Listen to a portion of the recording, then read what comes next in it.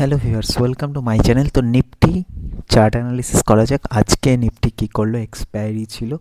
তো basically Nifty opening লেভেলটা হলো 24,600 প্লাসে ওপেন হয়, হাই দেয় সেই একই 24,670, কালকের হাইয়ের কাছাকাছি। দেন সারা দিন একটা রেঞ্জের মধ্যে টুক টুক করে একটু একটু করে পড়তে আবার সেই যখনই বলেইছিলাম 24,580 যদি ব্রেক করে তো 500-এর কাছাকাছি যেতে পারে। তো লো ওই 527 নিয়ারেস্ট কালকের লোয়ের কাছাকাছি আবার লো নিয়ে একটা ক্লোজিং দেয়।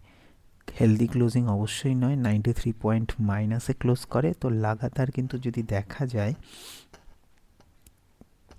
তো নিফটি কিন্তু বারবার একটা,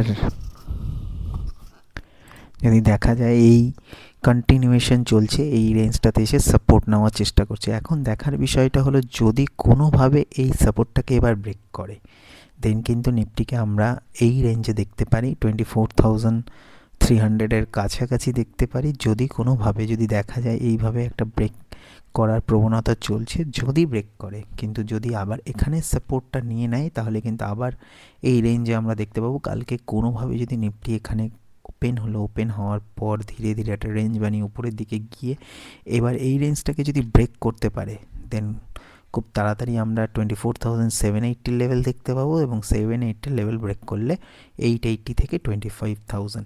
তো কন্টিনিউ কিন্তু নিচের দিকে নামার চেষ্টা করছে, কিন্তু সাপোর্টকে ব্রেকও করতে পারছে না। সেই দিকে একটু নজরে রাখতে হবে, যেহেতু ব্রেক করতে পারছে না।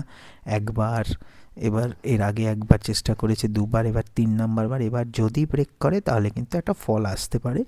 24,340 থেকে 300-এর মধ্যে একটা স্ট্রং সাপোর্ট জোন কিন্তু আছে। সে এখন দেখার বিষয়, সেটা কোন দিকে মার্কেটে মোমেন্টাম নিচ্ছে। তো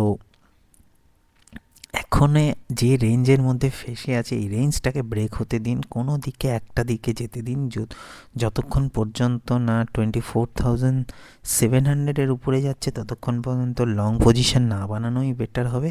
আর যতক্ষণ পর্যন্ত না এই রেঞ্জটাকে ব্রেক করছে, 100 পয়েন্টের মোমেন্টাম না মানে পাওয়ার চান্সেস থাকছে না। তাই এর মাঝামাঝি এই রেঞ্জটার মধ্যে, মানে 24,500 থেকে 24,700, এই রেঞ্জের মধ্যে নিফটি থাকলে ট্রেড না করাই ভালো।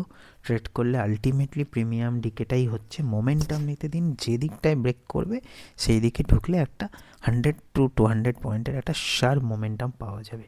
মনে রাখবেন, সবটাই এডুকেশন পারপাস। তাই বাই বা সেল আপনি আপনার ডিসিশনে অবশ্যই নিতে পারেন। ধন্যবাদ।